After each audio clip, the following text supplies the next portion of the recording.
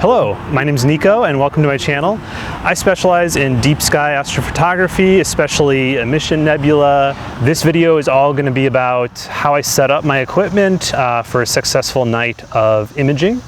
And I'll also go through each piece of equipment and explain how it works and what it does. So this will be a fairly long video, but there is a table of contents right below the video here where you can jump to different parts. So if you get bored or you just really want to see one specific thing, like how to set up the PoleMaster or something like that, feel free to skip ahead. I understand that my gear will be slightly different than what you might have, but I watched a lot of videos on how people set up their mounts and get ready for an imaging session, and I found a lot of good tips in all kinds of different videos. So hopefully you'll find some tips in mine as well.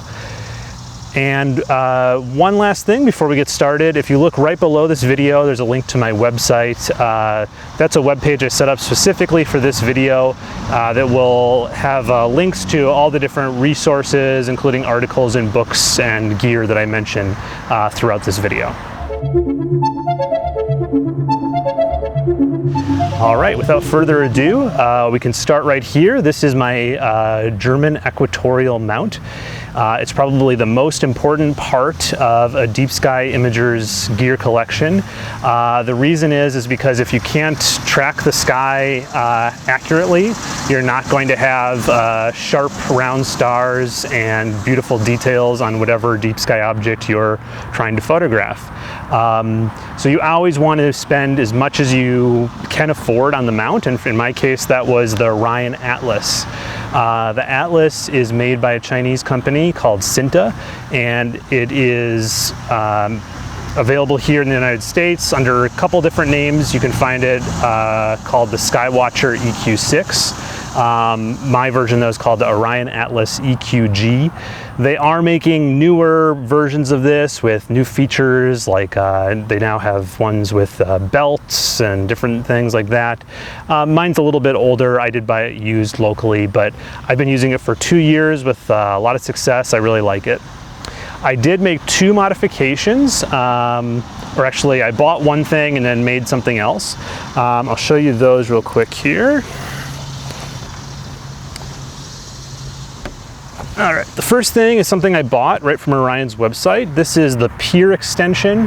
The reason I bought this was because a couple reasons actually. One, it makes polar alignment much easier because you'll see later it makes it just much easier to adjust those things. Before I had this, it was really tough and almost worthless trying to use the knobs to polar align, but this has made it a lot better. The other reason is it brings the whole mount head, including your scope and the counterweights, up from the tripod, so I can now image further past the meridian than I could before. I can actually image like 2 hours past the meridian now, and so on a lot of nights, instead of doing a meridian flip, I just turn that feature off in the software and it just goes right past it, which saves some imaging time. The other thing I made is this. What this is basically an upgrade to the tripod. It's called a tripod spreader, and it basically just makes the tripod a lot more stable by having a big base at the bottom that's holding those tripod legs apart. You can buy commercial tripod spreaders from like Deep Space Products. They're very expensive though, so building this myself saved me a lot of money, and I'll include instructions on how to do that on my website. Actually, I didn't write them, I found them online and they were perfect. They included a link to where to find these little clamps and everything, so really good instructions on how to make this.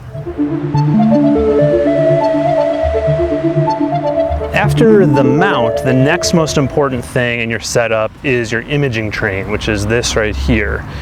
This includes your imaging scope, your camera, your filter wheel if you're using a mono camera, and your guiding setup if you use one. This is all connected together very securely, and it's all put on this thing called a dovetail plate. I'm going to start with the camera. This is a ZWO ASI 1600 Cool. I have version 3. They're now on to the Pro version, which is sort of like Pro version 4, which has made a couple improvements to this one, including a memory buffer. But most of the features in the Pro are in this version 3 version. It is a Panasonic Micro Four Thirds sensor, but it is mono and it is very sensitive. In front of that, I have the ZWO electronic filter wheel. It's an 8 position. I've filled 7 of the positions. I'm using all Astrodon mounted 1¼ inch filters. I have LRGB and the 3 common narrow bands, H-alpha, O3, and S2. Basically, if you're using a mono camera, you need to use some kind of filter to choose which wavelengths of light you're going to be imaging in. The most broadband filter would be a lume filter, which basically lets in all visible light, but you can choose just to let in all the red wavelengths, all the blue, all the green. These are still broadband because there are a lot of wavelengths of light coming in, including lots from light pollution sources and other things that are here in Earth's atmosphere that you don't necessarily want. I mostly shoot narrowband, especially if I'm here in the yard, because it blocks most light pollution, and it's just a very, it's blocking almost all light except a 3 nanometer bandpass. And in that 3 nanometer bandpass is very important spectral lines coming from these emission nebula. So the most common one is hydrogen, because there's hydrogen all over the place. And so H-alpha, hydrogen alpha, is ionized hydrogen, and that's at 656 nanometers. So I have a filter in there that's only letting in that wavelength of light. And that's what I use a lot. I also use the O3 a lot, which is more sort of in the blue spectrum. HA is in the red. Okay, next up here I have just a spacer. Especially with astronomical cameras as opposed to DSLRs, you have to need spacers and have to, play around with this a little bit just to make sure you get all the spacing correct. And then next up here is the scope. This is the Stellarvue SV86Q. It is an apochromatic refractor. It's a quadruplet design, meaning there's 4 lens elements inside here. You can basically think of it as a big camera lens. And in fact, until quite recently, I was imaging mostly with a 200mm Canon L lens. I just recently went to this. I'm not going to talk too much more about it because I want to do a full review video because it's pretty new onto the market, and I really like it so far, but I want to give it my full attention in another long video. Attached to that in the finder base right here is an Astromania 60mm guide scope. This is a pretty cheap guide scope. I got it off Amazon, but I liked it because it came with these nice rings and a pretty good focuser here. I did have to extend the focuser a little bit with this Orion extender. And then inside that is my guide camera. This is a ZWO ASI 290mm Mini. They do make a fuller sized one that has USB 3, which is good for planetary, but I was just going to be using it as a guide camera, so I got the mini version. One thing I like about the 1600 is that it does have a USB hub right here in the back. So you can see I'm using quite a short little cable here to connect my guide camera right in there. It also has the USB cable for my filter wheel, and so now I just have one cable coming out, where if I didn't have that hub on the camera, I would have 3 cables coming off the end here. So that's really nice. And that's it. So this is my whole imaging train. If you see that word, that's what that means. It means like everything that's coming off here, off the scope, that you put on top of your mount. One other word you might see, and I think it confuses a lot of people new to this hobby, is OTA, that acronym. That stands for Optical Tube Assembly, and it just means the telescope itself. A lot of times they'll sell telescopes without the mount, and so they often say OTA only, just the telescope, not the mount. And that's how astrophotographers usually buy their telescopes, because we get really nice mounts and then we want to buy the telescopes separately. Next up, I just want to mention some accessories, but they're actually pretty important, especially this first one. These are dew heater bands.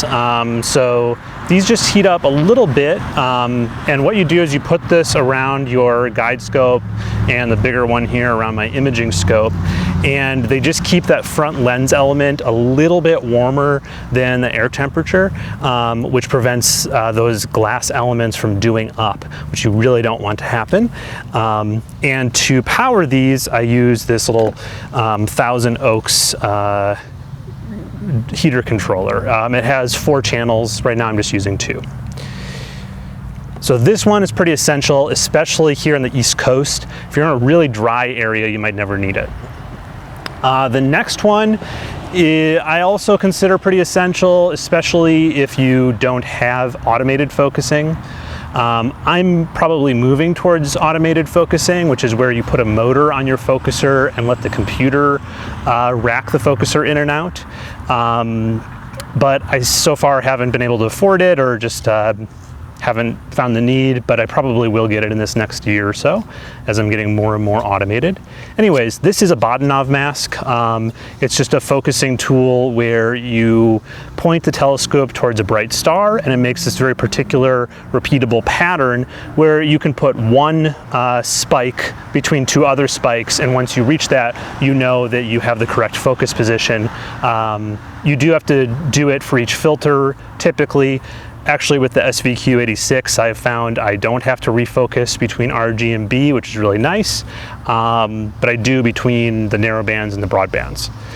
Anyways, Bahtinov mask. I got mine 3D printed for not that much money, so it fits my scope perfectly. And if you go down to my website and go to that resources page for this video, I'll link out to a Bahtinov mask generator, which lets you make your own SVG file for your scope to get you the right pattern. And then I just used Tinkercad, which is a free website, to make it into a 3D model. And then that's what I sent to the 3D printing service. Pretty easy. Last, this is definitely not necessary with the Orion Atlas, because the Orion Atlas does have a built-in polar scope, an illuminated polar scope. And I used that for the first year, but then I bought this, and I don't regret it, because this is a really, really nice little piece of gear. It's called the QHY Polemaster. It's an electronic polar scope. So it has a little camera in there, a little black and white camera, and a wide angle lens on the front. And you just point this generally towards the area of Polaris, and in the software that comes with it, you pick up the pattern of stars around Polaris, and I'll show this later on in this video, and you get a really, really accurate polar alignment with this. The advantage to that, especially when you're setting up each night like I do, is then when you do your first go-to, you actually get to the star on your imaging chip. So I don't need a Telrad or Finder scope on my setup, because I always get to the star right away, and I thank my polar alignment for that. So you might be wondering, well, I do plate solving, do I still need this? I still just think a good polar alignment is really handy for imaging. It's not essential though. So of these 3 pieces of equipment, this is the one I don't consider as essential. Next up, we have power. So I power everything that I have off this one battery. What I power includes my laptop, my camera, because of its cooler, thermoelectric cooler, my dew heater, my mount, a couple other things I'm probably forgetting, my USB hub. So I power all of that off this one big battery. This is a really common way to do it, because you get sort of the most bang for your buck. This is a really good value. It's a deep cycle lead acid marine battery. I bought the battery at Walmart, and I think I also got the battery case there too, which just gives you easy access to these terminals here and protects the battery a little bit. And this is a 114 amp hour battery, What that means in practice for my gear is that I could image for 2 full nights and still have the battery at something like 30 or 40%. With this style of battery, you don't want to drain it completely because that's not good for it and it shortens the lifespan. The other thing you do to keep this battery happy is you plug it into something called a charger maintainer or a trickle charger, which basically, even when the battery is full, it just sort of provides a little bit at all times. You don't keep it off electricity. You have it plugged in all the time. And that also lengthens the life of this kind of battery. Again, this is a deep cycle lead acid marine battery. You can get them at Walmart. I'll put the link in my website. Okay. Most people who go this way, or I shouldn't say most people, but a lot of people understand that this is a DC source. All of the gear that we have are also DC, so it's most efficient just to run everything directly off the battery with some fuses in the line. I haven't gotten there yet because I'm not super competent with electrical stuff and just have been sort of lazy about it. What I do have is this power inverter. So this plugs into the battery and you can see it has a couple just standard outlets there. And what I do is then I just plug in AC to DC adapters into this and then run that to all my different things. Now that is not efficient. I lose a lot of efficiency by going from DC to AC back to DC. But for me, it's just been working, it's easy. But down the road, I'm gonna invest in some power pole connectors and other things that make this a more efficient power setup.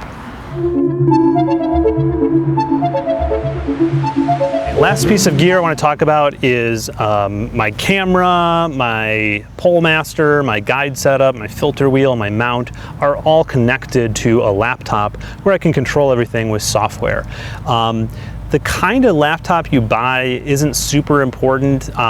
You are though locked into particular kinds of software based on the operating system you run. So for me, I ended up with a Windows laptop because I liked certain software that was only available on Windows, but other people are very happy with Linux or Mac. So just look into the different kinds of software before you purchase a laptop.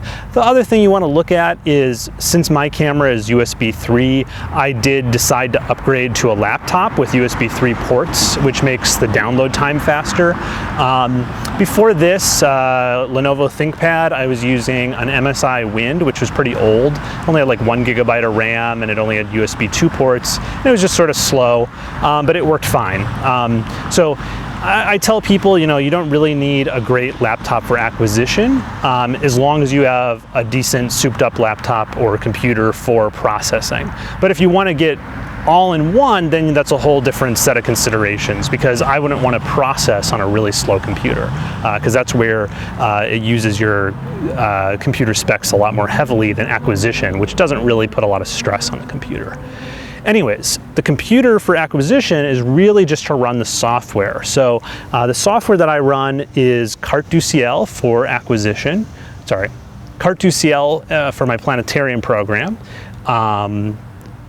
PhD2 for guiding, Sequence Generator Pro for acquisition, and also framing, talking to the mount, plate solving, all these kinds of things.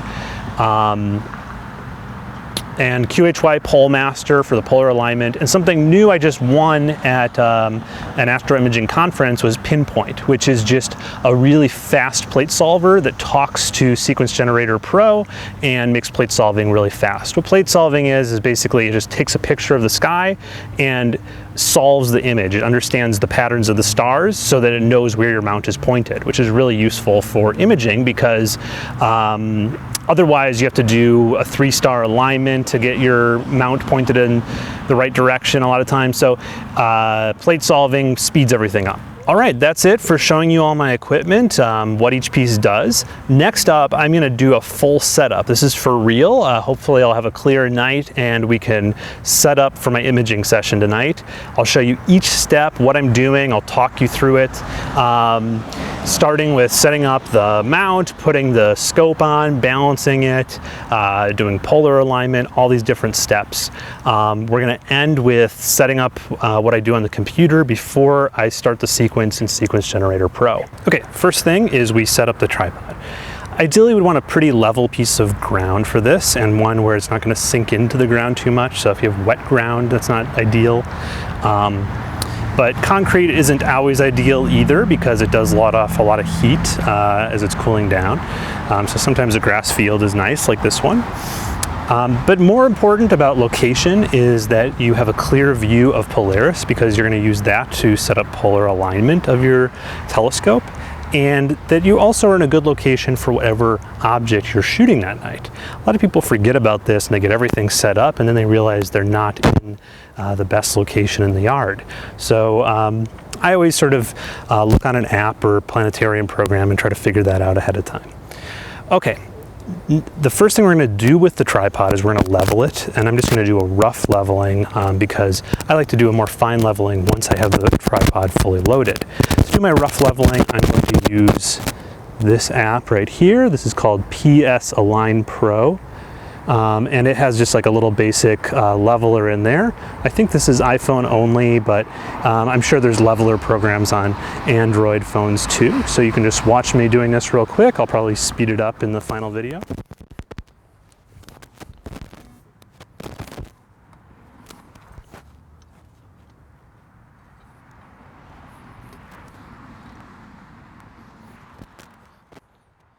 Next, what I'm going to show you is putting on the Pier extension and my home-built tripod tray. I also use the normal Orion tray because with the Pier extension, it is a necessary part, and it also adds a little bit more stability. So you can watch me putting those on now.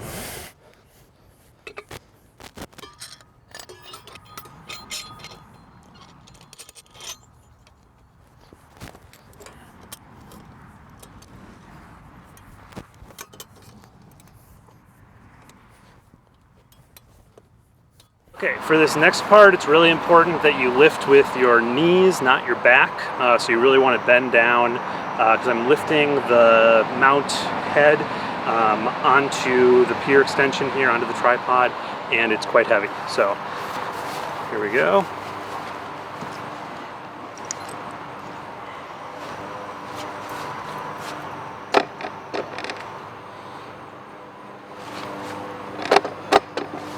Okay. That's on there now. How do you know what direction to point it? This is the front where the counter weight shaft comes out and where the bore hole for the polar alignment scope is. That's the front of it. And that's what you want to point to due north. So I'm going to point it this way, which is north. And with this particular setup, I now have to add 3 little screws around this ring right here to secure the mount head to the Pier extension. So I'm just going to do that and speed this part of the video up.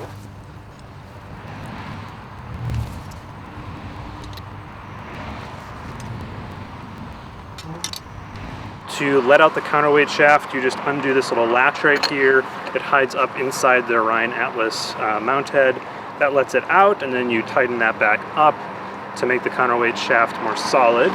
You then take off this little retainer screw here, that, and then the supplied counterweights go right on.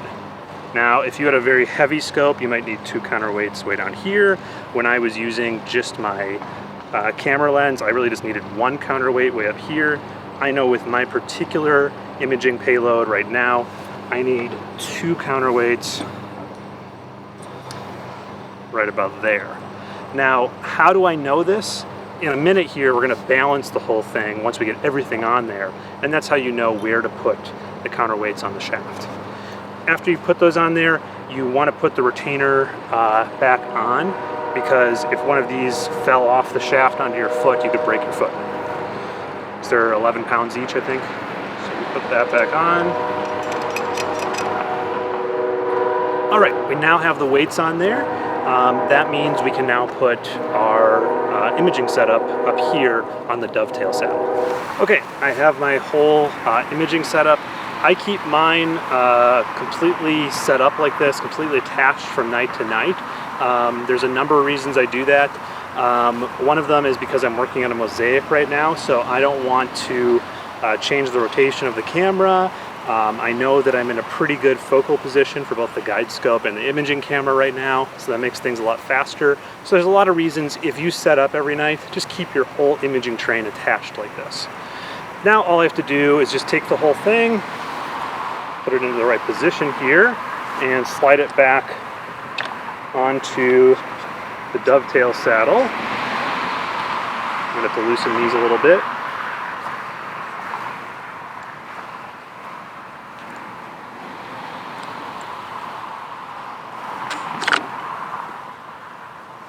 Okay, how do I know where to put it here? I've marked it with tape right there because I know from previous nights that this particular payload balanced in a particular way because of how the weight is distributed. So I marked it with tape. That's a good idea if you, like me, can keep your whole imaging train intact like this. So now all I have to do is just tighten these two little knobs up. I do them pretty tight so that this isn't going anywhere. Now this whole thing is nice and secure. And now it's just about attaching other accessories and cables and power and everything like that. I don't balance yet, and if I did try to balance right now, you can see my balance is a little bit off. The reason you don't balance yet is because once you attach cables and take off this heavy lens cover and put on your dew heaters and all that, balance is completely different. So you don't want to balance your stuff until it's completely set up for imaging.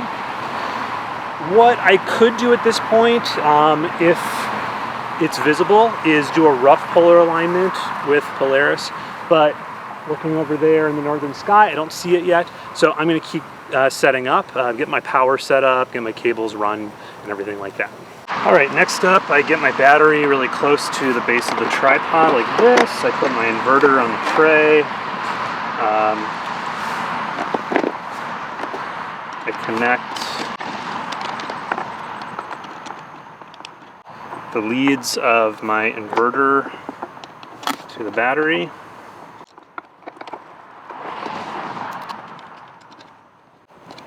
And then I connect this power squid to there. I don't turn anything on yet. I'm going to connect all the different devices and then I turn everything on at once.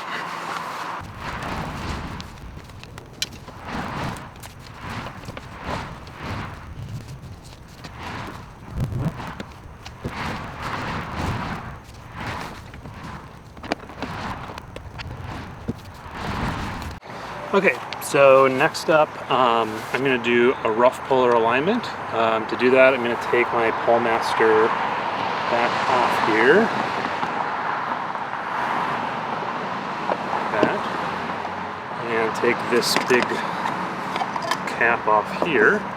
And then the other thing you have to do to get this clear for the polar scope is turn your scope up here on the deck axis 90 degrees this way. It's cleared through. Okay, so what I would normally do to align now is I'd open up PS Align Pro, which shows me the Orion Skywatcher reticule and where Polaris should be on it. And then I just go in here and look and line it up in the scope. Alright, with everything attached, I can now balance. I'm going to balance first in the deck axis, and the way to balance is to just move your scope into different positions, and it should basically stay on its own. Now I can see when I put it down here, it's falling down towards the lens, so that means I have to push the weight back away from the lens a little bit. Now just a small adjustment will make a big difference. So I'm just going to push it just a little bit there, tighten that back up. And now when I put it down here, you can see it's just sort of staying on its own. We'll try the other side. and oh, a little cable drag there. There we go. That's now balanced. Now, keep in mind, you're going to be pointing this in basically one direction in the sky for most of the night, probably. So for me, that's this direction. So balance in this direction is a little bit more important than the other direction. I also know that pointing in this direction, my cables will be nice and loose down here, so I won't have any cable drag. That's another big thing to pay attention to. Do you have enough cable length so that you don't get any sort of tightness in the cables, which can be a big factor and stop you from getting good tracking. All right, so I'm balanced now in deck. See, I'm gonna tighten that back up. And then you balance in RA, which is this bigger axis here, like this. And so I go this way, see if it balances in all these different positions. It already looks pretty good. But let's say it wasn't balanced. I'm going to move this weight way down here. Okay, if it's not balanced, then it's obviously going to sort of fall down towards the weight side. So then I would just move these weights up.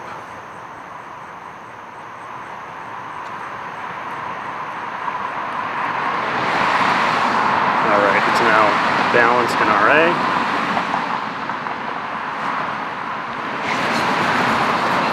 Just notice my PullMaster there isn't quite flat. Okay, when attaching the PullMaster here, I always make sure to put the USB cable off here to the right. Then when you see it on the computer screen, it makes a little bit more sense. I used to have it pointing down, but pointing it off to the right will make more sense on the computer screen. This is all now set up mechanically. I'm just going to tighten up my latches here in what's called the home position, where this whole thing is counterweight shaft down, pointing towards Polaris.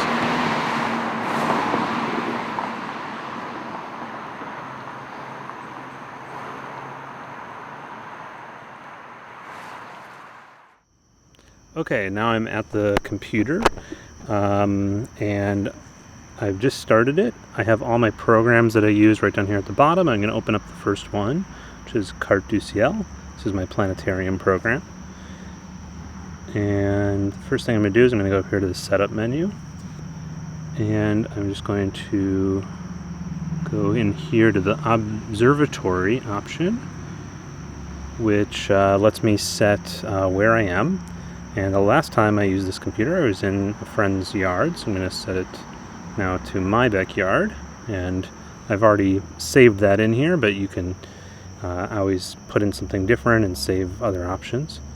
Now that I have that, I'm going to apply it and go ahead and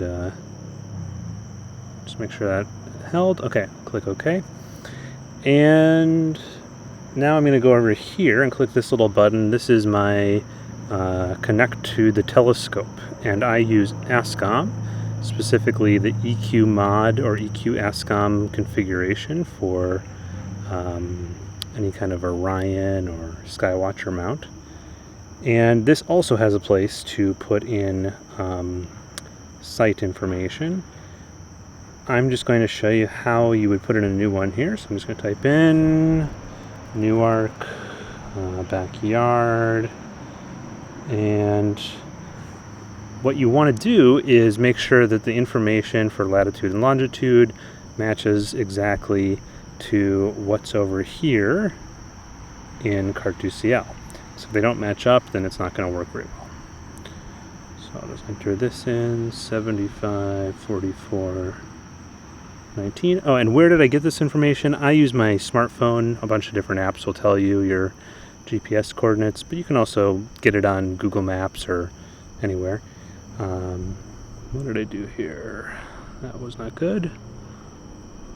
Since I was talking and typing, I must have messed something up here. Let me try it again. So I'm going to go back in here, configure. Oh, it's still down there. Ugh. Invalid string. Oh, I know what I did. I entered 00 right here rather than 00. Okay, let me put in 00. Save. Okay. Looks good. Okay. Save. Get rid of this. Let me just go back in there one more time to double check it. Yep, looks good. Okay, so now that's all set up. I can go ahead and click connect right here. And I can hear my mount just turned on.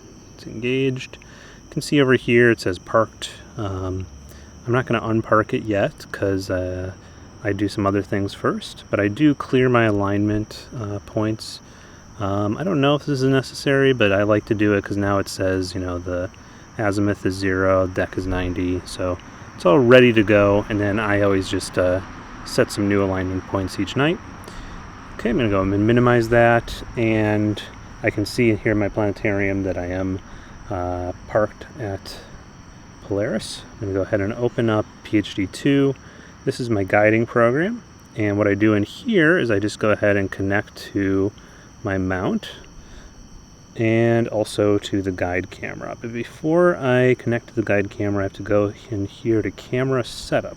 The reason for this is because I'm using 2 ASI cameras on the same driver. So you can see it connected automatically here to the 1600, but I don't want to use that as my guide cam, so I'm going to switch it to the 290.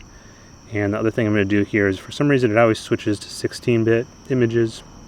For guiding, you want the 8-bit images, so that's fine. I'm going to click OK, connect, and connect to the mount, and then I can close this window. All right, and then I go ahead and loop just to make sure that the guide camera is working and roughly in focus. And that does not look right. Let's see what's going on here. Hold on one second.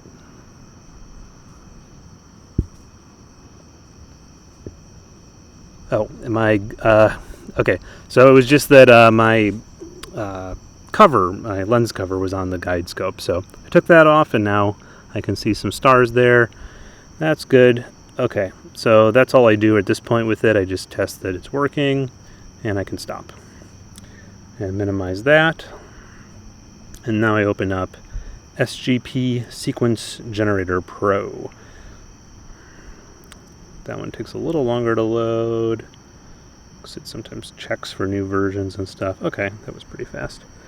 Okay, the first thing I do is I just close out of this untitled sequence that it makes automatically here.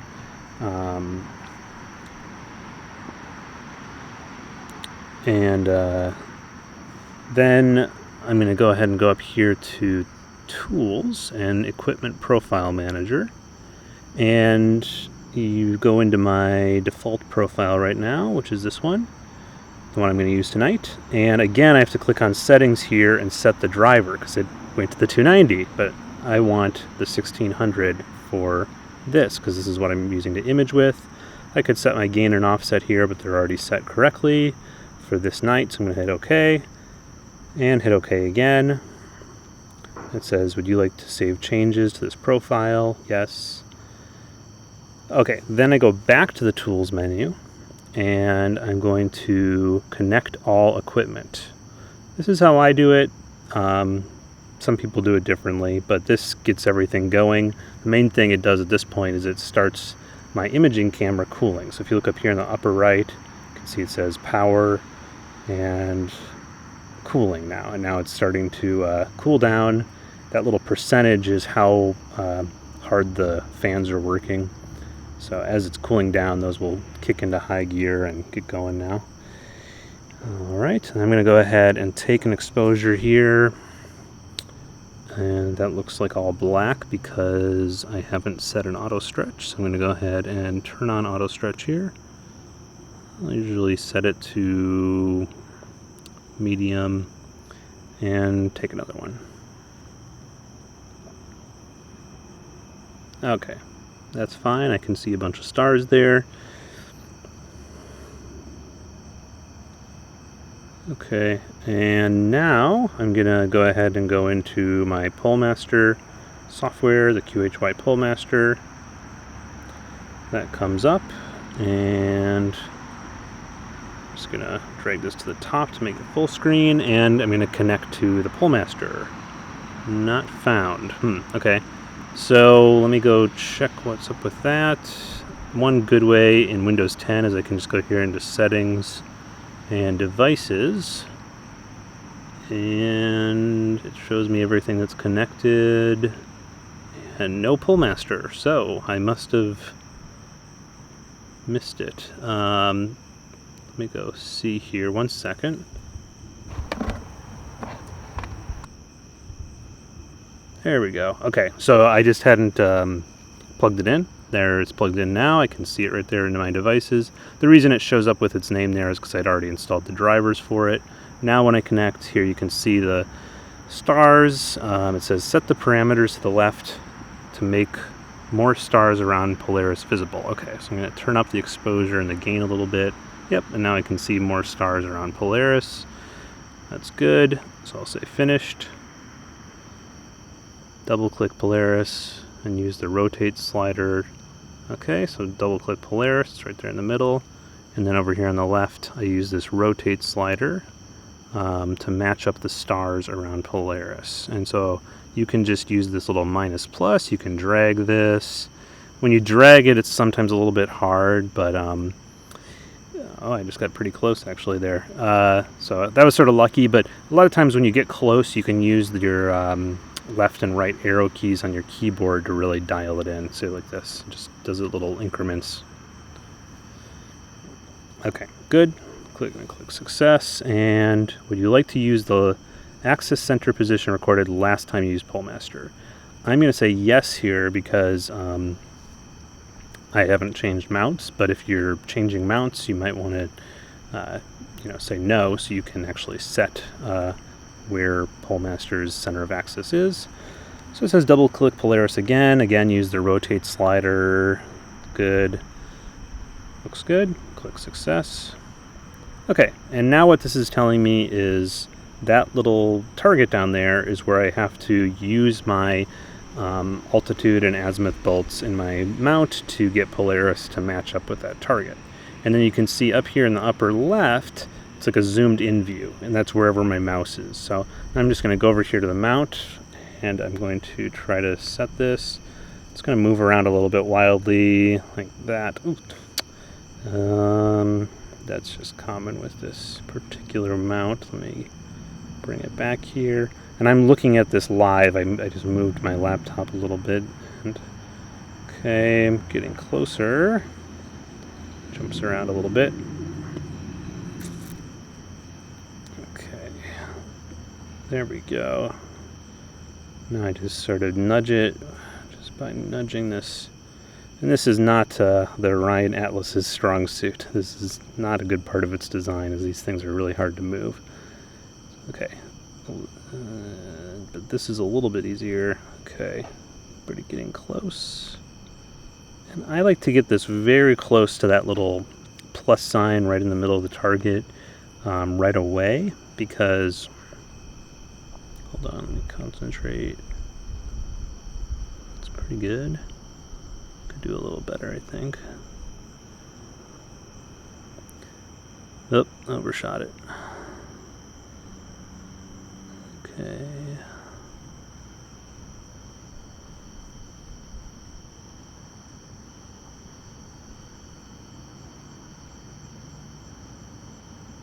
And there.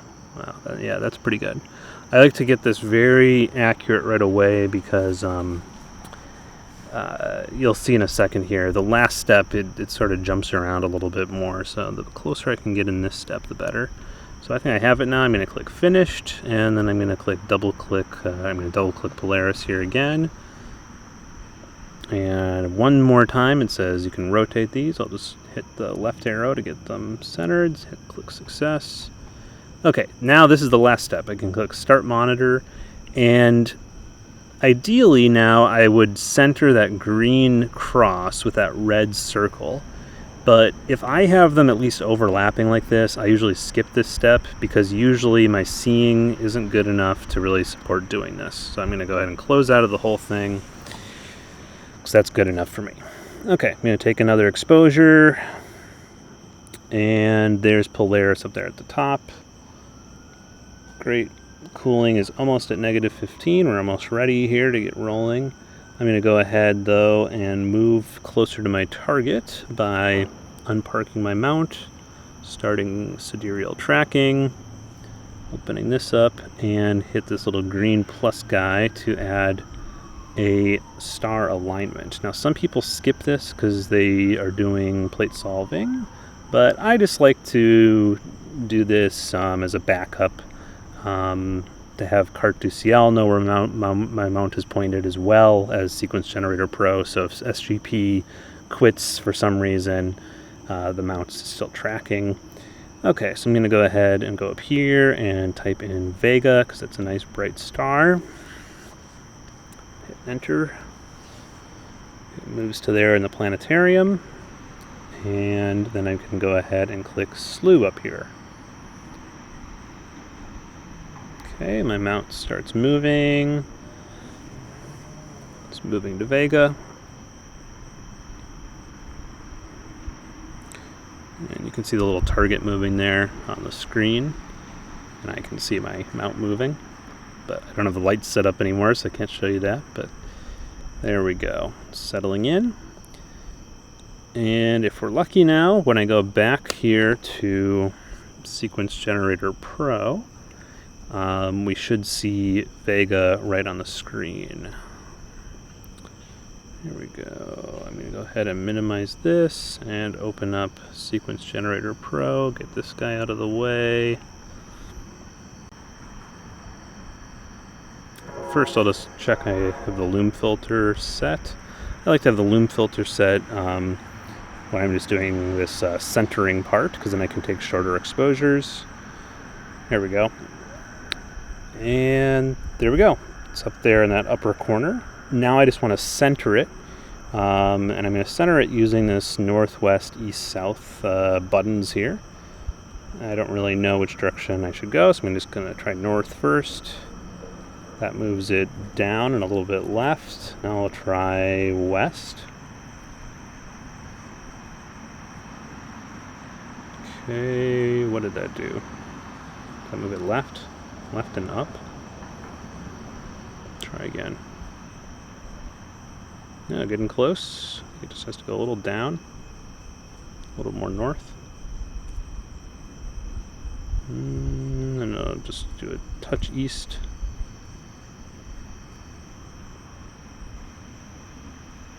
Okay, I'm going to say that is centered, so I'm going to go ahead and click accept.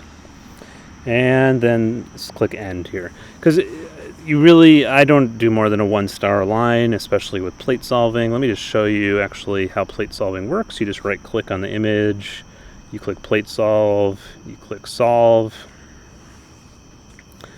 It solves the image, meaning it looks for patterns in the image. It says solve complete down there. And now Sequence Generator Pro knows where it's pointed to. Okay. Good enough. So now everything knows where it's pointed. It's pointed to Vega. Vega is not actually where I'm ending up for the night, but I'm going to stay here a little bit longer because I'm going to focus on Vega. Really bright stars. Vega is the brightest star, but in the winter you have, Rigel or things like that, or Sirius. Really bright stars like that are nice to focus on when you're using a Bahtinov mask like I do. I'm going to switch to my O3 filter here. It's now set to the O3 because that's what I'm shooting tonight. I'm just going to put on the Bahtinov mask. I'll be right back.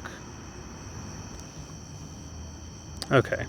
I'm going to set this exposure a little bit higher because of the O3 filter. I'm going to set it to 8. Go ahead and take one. Take one means take an exposure, of course. And we'll see how far I'm out of focus. Looks pretty close from here, but let me go ahead and zoom in. Okay, that's pretty good, but you can see the central spike is a little bit to the right. Zoom in a little further. Not too far off, but noticeably closer to that right spike than the left spike. So I always start by moving my focuser travel inward, and so I'll go ahead and do that. And then I'm going to go ahead and take another exposure, and we're going to see which direction, left or right, the central spike moves. Okay, and it definitely moved further right, so now we're more out of focus. If we were this out of focus, that would be a bad thing. So I'm going to now move my focuser travel outward. Okay, and I think I overshot just a tiny bit, but that's looking pretty close. You just move it a tad inward. I do have a, I mean, obviously this is a manual focuser because I'm doing this manually, but okay, I'll take another one here. But I do have a 2-speed focuser, so it has that 10-to-1 reduction, so I can do pretty small moves. I didn't see it move at all. Let me move it a little bit more. Sometimes I get a little backlash in the focuser.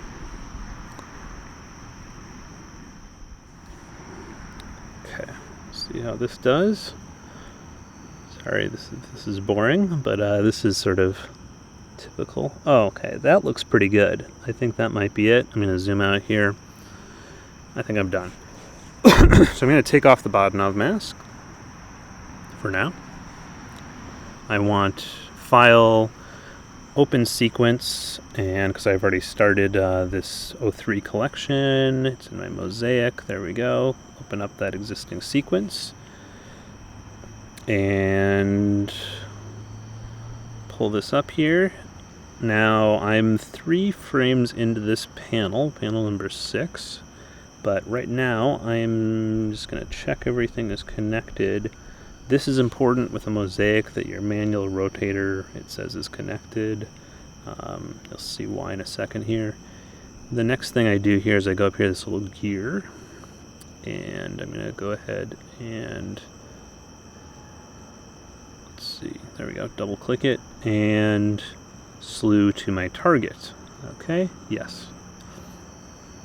So remember, I already plate solved in SGP on Vega, so it sort of knows where it is. Now it's slewing to my panel, not too far away. Okay, that's done. And then I like to go ahead and center it now. So we'll see how far it's off. So it first takes a image and it solves it. And it says I failed because I'm not within a critical zone. I'm 109 pixels off in the RA, 254 in the deck. So instead of clicking run again, since I'm not sure if that's going to work right now, I'm going to click done. And I am going to plate solve this image. Solve. See, that came back really snappy. This is pinpoint. Go ahead and click OK. And I'm going to slew again. So I'm going to go up here to this gear. I think you can actually right click it. And yep, and I can get solved slew to target right from that menu. Okay, yep. Okay, it slews again. It was much closer this time, but now it knew sort of where it was. And I'm going to go ahead and try center again. We'll see if it does a better job this time. There we go. 0 deck axis error, -9 RA, 9 pixel total. Okay, so that's within my 10. That's good. Okay, we're going to start looping exposures in the guide camera. Lots of stars to choose from. You can see there's some wispy clouds moving through, but that's okay. This is just for practice. And I'm just going to click through some stars here. I'm trying to find one that's pretty high SNR, but not saturated. And you see that down at the bottom of the screen there. That one's pretty good. Okay, around the mid-30s. Looks reasonably in focus, not saturated. Okay, so now what I'm going to do is I'm going to hold down Shift and click on this little start guiding thing. It says, do you want a force recalibration? I do. I do this every night. I'm going to go ahead and click OK. Okay, now it goes through the calibration process. I'm going to go ahead and speed this up in the video because it is quite tedious. There we go.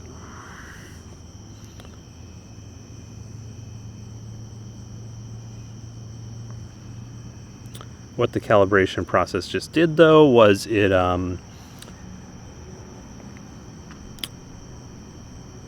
set basically the steps that the camera can, the kinds of corrections that the camera can send to the mount, which is based on a bunch of different things. And you need to do that so that it sends accurate corrections.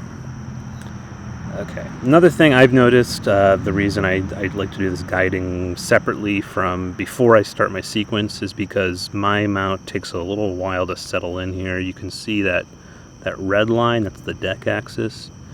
Right now it just keeps going under where it should be, and these big corrections aren't moving it. Well, now it's finally moving it, now that I said that, but you get the idea. It just takes a little while to settle in, I've noticed, and so I like to give it a few seconds before I start the sequence here. Just make sure it can settle a little bit. Once I feel like it's settling, I'm going to go ahead and start the sequence. When I start the sequence, it actually pauses the guider and then usually auto-selects a new star anyways, but typically it does a really good job of selecting a star, sometimes better than me. So that's looking good now. I'm going to go ahead and switch back to Sequence Generator Pro here. And like I said, I've already started the sequence, so I'm just going to go ahead and click Run.